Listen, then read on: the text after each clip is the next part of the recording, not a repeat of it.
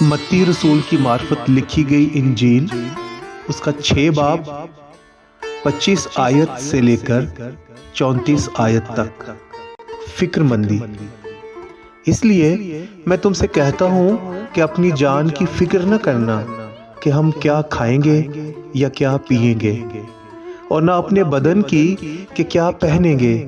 کیا جان خوراک سے اور بدن پوشاک سے بڑھ کر نہیں؟ ہوا کے پرندوں کو دیکھو کہ نہ بوتے ہیں نہ کاٹتے، نہ کوٹھیوں میں جمع کرتے ہیں، تو بھی تمہارا آسمانی باپ ان کو کھلاتا ہے۔ کیا تم ان سے زیادہ قدر نہیں رکھتے؟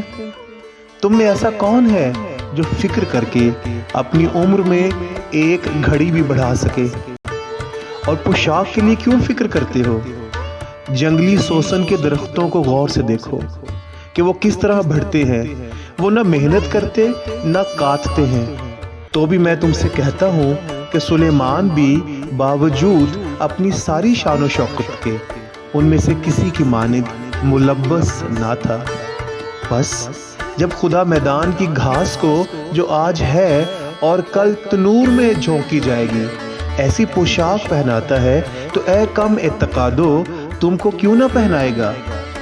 اس لیے فکر مند ہو کر یہ نہ کہو کہ ہم کیا کھائیں گے یا کیا پیئیں گے یا کیا پہنیں گے، کیونکہ ان سب چیزوں کی تلاش میں غیر قومیں رہتی ہیں، اور تمہارا آسمانی باپ جانتا ہے کہ تم ان سب چیزوں کے محتاج ہو۔